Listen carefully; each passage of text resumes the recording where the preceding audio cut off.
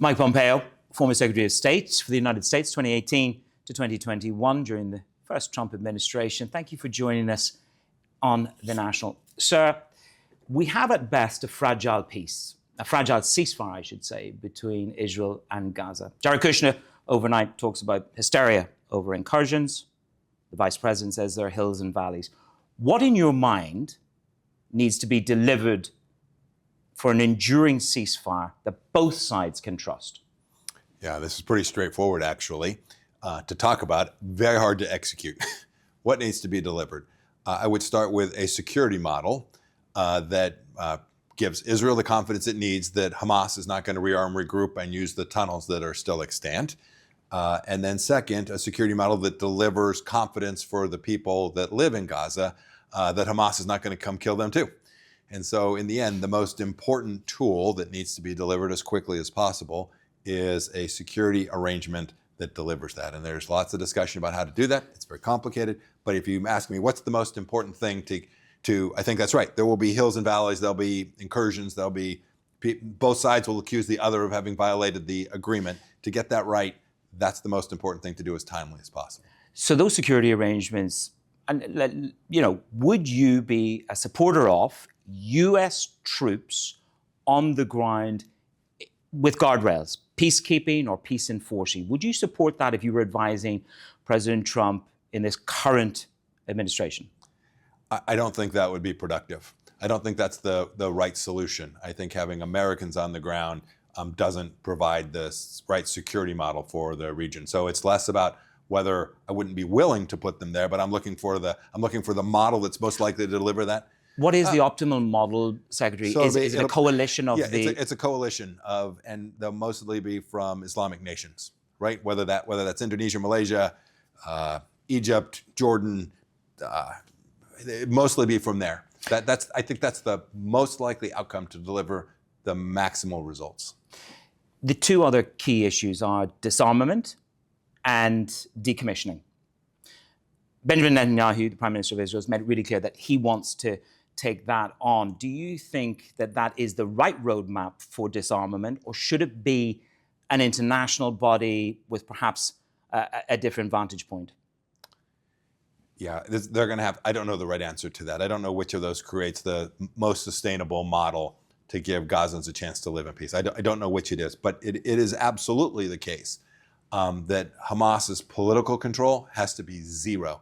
There's still going to be the odd AK-47, right? There's still going to be some level of weapons that are inside of that country, but it can't be a coordinated. It can't be there can be no Hamas militia, and then there has to be a security apparatus that is sufficient to keep reinforcements from coming in.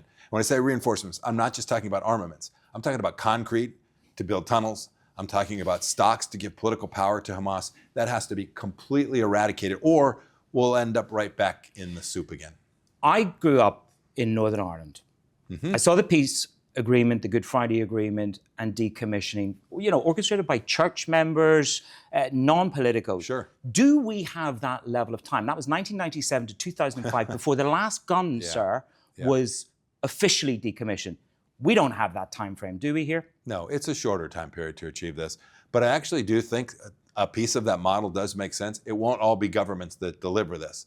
And it's certainly not going to be the United Nations that delivers this.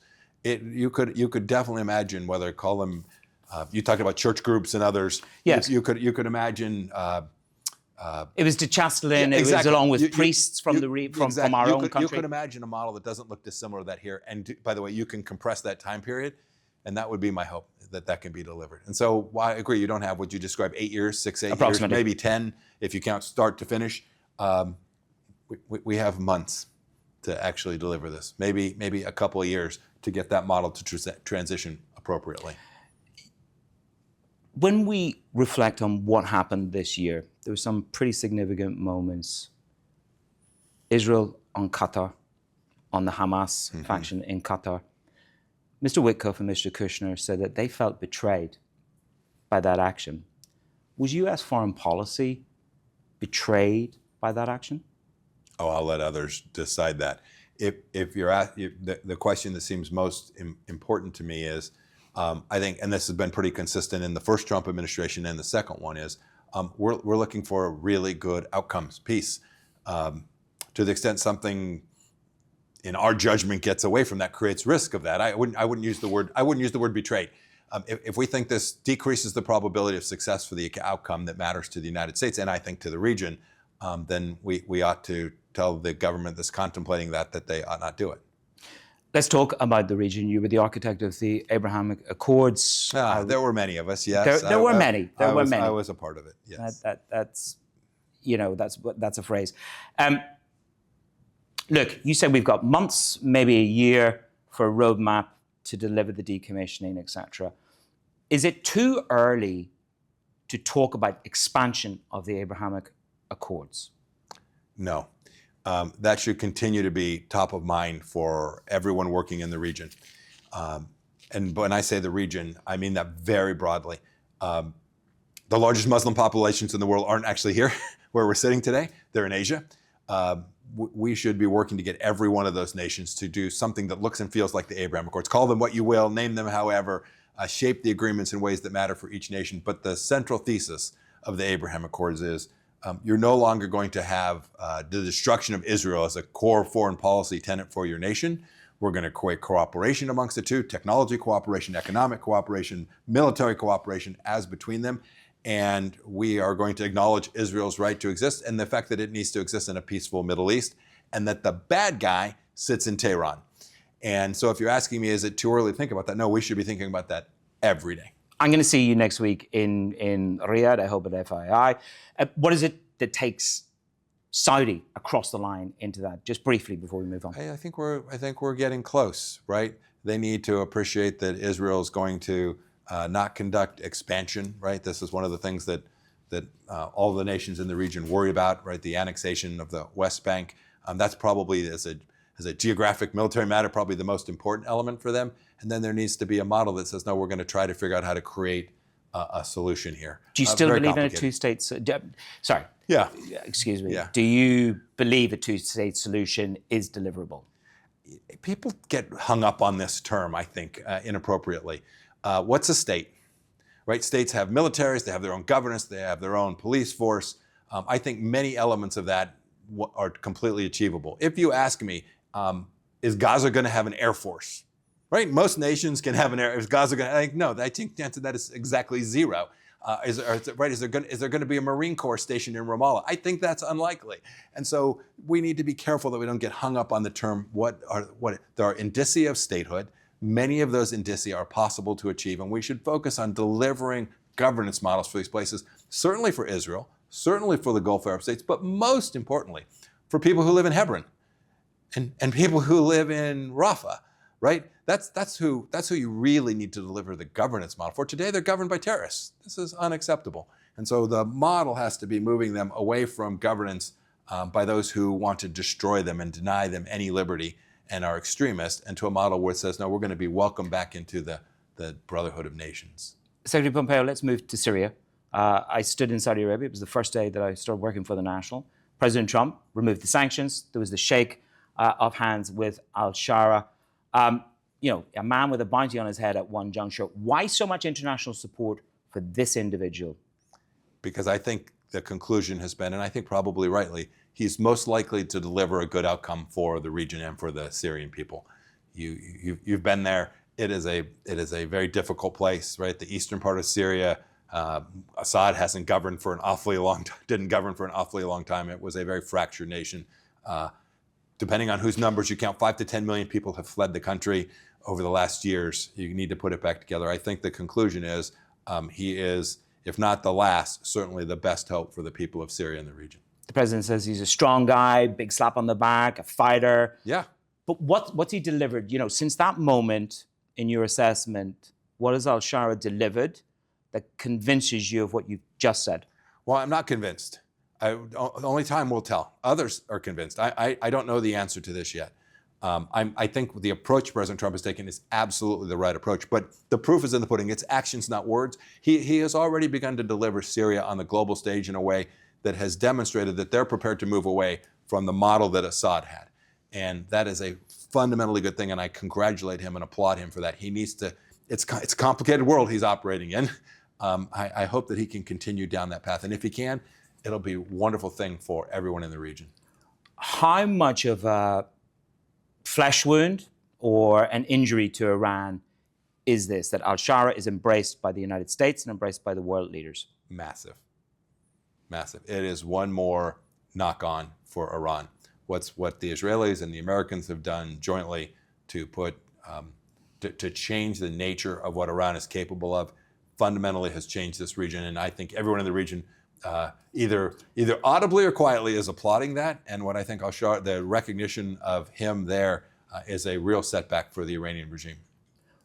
What role should we envisage for the United States, whether it's financially or politically, for Syria?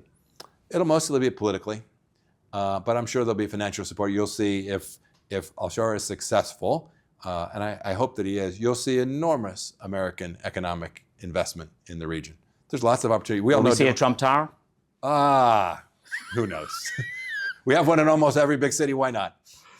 Everything's possible. But on a slightly more serious note, you think it's going to be much more a political embrace, perhaps, rather than an American financial embrace?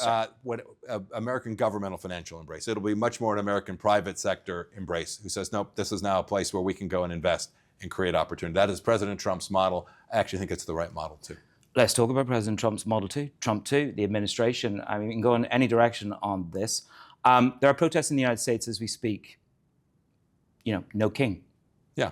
Do you think Trump's acting like a king in this second Trump administration, sir? No, I think the Democrat Party is fundamentally broken, and they are grasping at straws. And so this theory of no kings is just their latest effort. Well, I think we're going to have elections our midterm elections in 2026, so a year from now, basically. The elections will actually start about 9 months from now. People start voting in September of next year. Normally, the party out of power, that would be the Democrat Party today, gets massive gains. I don't think that's going to happen. And I think the Democrats can see that. They lost touch with the American people. They began to advocate for things that made no sense whatsoever to a broad swath of, frankly, people who weren't that involved in politics. And as a result of that, President Trump was able to run through 6 states that no president held all 6 up for an awfully long time.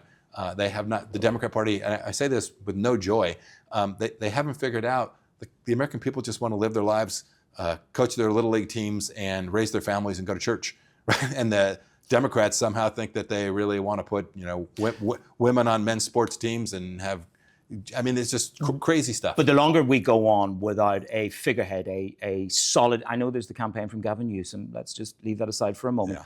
But without a singular figurehead that is politically, socially in charge and out in front, the longer we have that vacuum. Is that the biggest risk to the Democratic Party? Oh, I'll let Democrats speak to that. A lot of people speak. Listen, on a personal note, you have been in politics for so long. When you look at this administration, when you look at your career, would you like to be more active? Would you like a bridge to the Trump 2 campaign? Come on. I told you I'd answer. Play with the judge. I told you how to answer almost any question. I'm a patriot. I care about America. I want America to be successful. Where that brings me, I only spent a decade in politics. I spent most of my adult life in the commercial sector that I'm back in, or a little bit of time in the military as well. We'll see. We'll see what the good Lord brings. Mike Pompeo, Secretary of State for the United States in Trump 1. Thank you for joining us on The National. Thank you very much, sir. Thank you, sir. Appreciate it.